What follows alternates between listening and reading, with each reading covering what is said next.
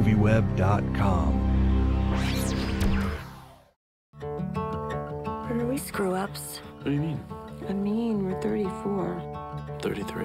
We don't even have this basic stuff figured out. We're not screw-ups. We have a cardboard window.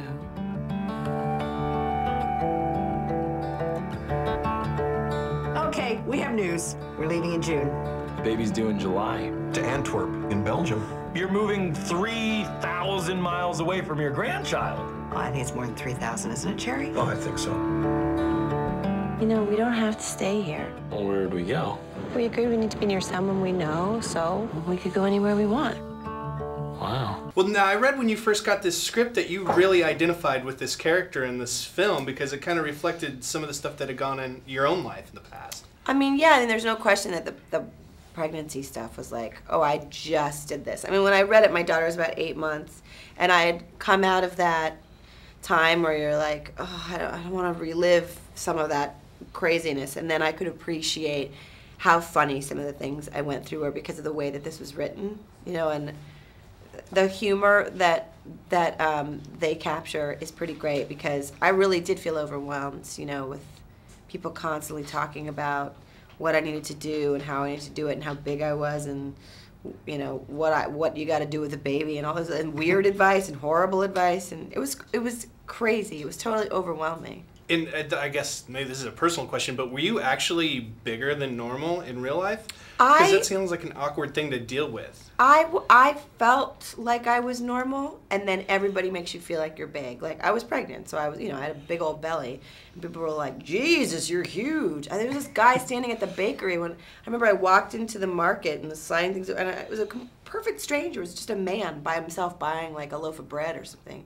Or like a tart, I don't know. And he looked at me and said, Jesus, you're huge. That's thanks. mean. Like, what do you say? Thank you? How many months are you? I'm about 7 months. And he's like, oh, what are you having, twins? It's always a setup for what are you having, comma, twins. It's like the granddad joke that won't go away when you're pregnant. What's the granddad joke? What are you having, twins? Oh, okay. I thought you meant you had a really good granddad joke. No, it's just like, it was like everybody had the same joke. It was wild. And then I thought, God, something must be wrong with me. I'm enormous. I'm like, you're normal. Fine, you're normal. No, if the movie has a villain, it's got to be Maggie Gyllenhaal and her husband. And I'm wondering, after you're done filming this and you go see the film, are you able to sort of empathize with those parents, or do you just hate them as much as your characters sort of hate them in the film?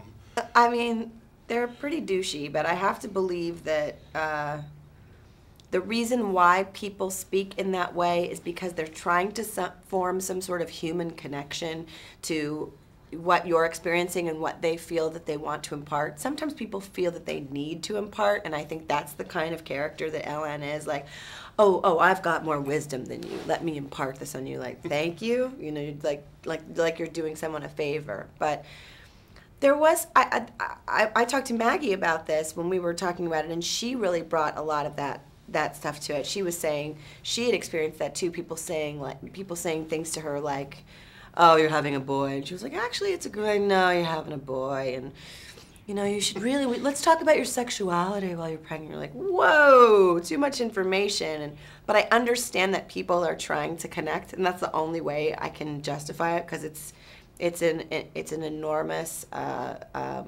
attack on a pregnant lady. It's too much information, and it kind of annihilates